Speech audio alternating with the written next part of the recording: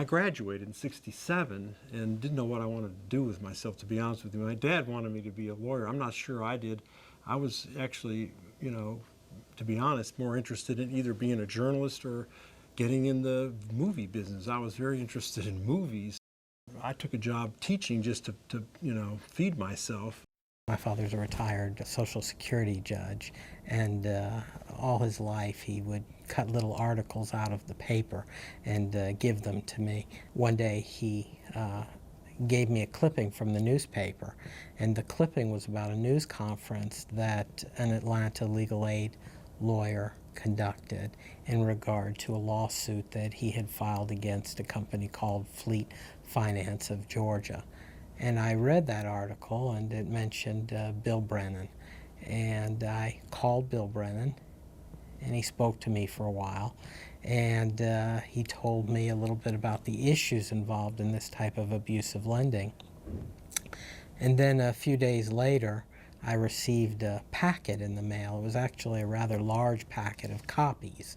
Bill's rather famous for mailing out copies, and I still have that packet of copies, and I don't think I've ever read it, but the sheer volume of the copy material made me realize how important the subject matter of abusive lending was and how important it was to Bill Brennan. So I got a job teaching in a school for mentally retarded children for a year, and I enjoyed doing that, but it also helped expose me more to the civil rights movement. I'd actually been in a Catholic seminary for 4 years and missed a lot in a way because it was a sequestered kind of life to some extent. And I left and transferred to Emory College and then went to Emory Law School. And what triggered it for me was when Martin Luther King was assassinated.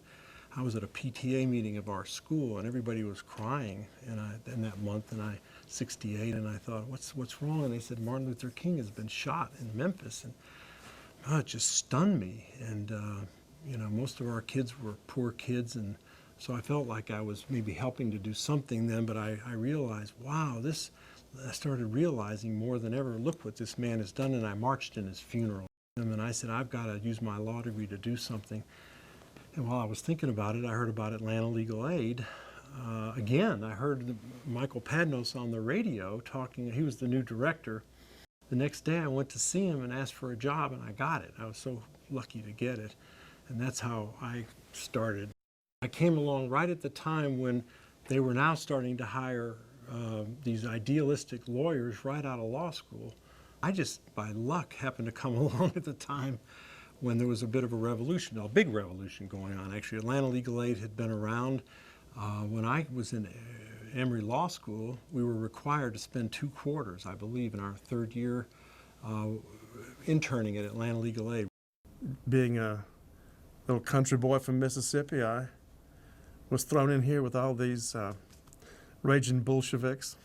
We weren't Bolsheviks, but we were, although I just have to add, we've certainly had an opportunity to see how capitalism works. I've been watching how capitalism works since the day I started working here, and it's a real education because it definitely has a negative, terrible impact on people's lives in so many ways. In 2000, Bill Brennan went to Congress and told Congress that if they allowed Fannie and Freddie to get into the subprime mortgages, that it would snowball, and if there was any sort of dip in the economy, that you would have a huge recession and that Congress would have to bail them out, and that's exactly what happened. This crisis, which was definitely caused by the subprime mortgage meltdown, and the fact that those securities that were issued, more and more of the loans brought into the pools were made to people who couldn't possibly afford to pay. And they just kept it going, and causing the eventual collapse of the housing market and then the entire American economy and the worldwide economy. It would have been stopped if they'd listened. Bill has always been in favor of talking to reporters, both at the Atlanta Journal-Constitution and the national print media and TV and radio, and telling our clients' stories so that more people hear about it and it can make a bigger impact and get policymakers and members of the community to want to make a change. Bill Brennan who has continuously throughout his career recognized the housing problems of low-income people in a just, I think, insightful and incisive way that is so striking. The interests of the big financial powerhouses is first and foremost in everybody's mind. Seniors losing their homes, low-income homeowners who are struggling to hang on to their homes come last, always last. When you speak to Bill on the phone, he seems like a very young man. His voice is full of enthusiasm and optimism and passion, and he sounds quite young. So I imagine that he was probably about my age, in his early 30s or even younger. Bill Brennan still is with Legal Aid, has less hair than I have, and I guess rather exemplifies the standard of the type of lawyer that Legal Aid has had or aspires to have.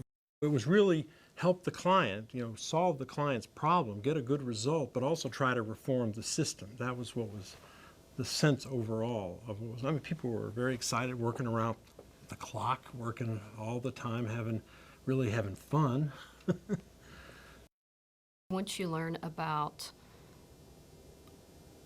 everything that Bill has done, and when you meet Bill, and you know that even after 30 or 40 years, he is still outraged every time he hears a client tell a story.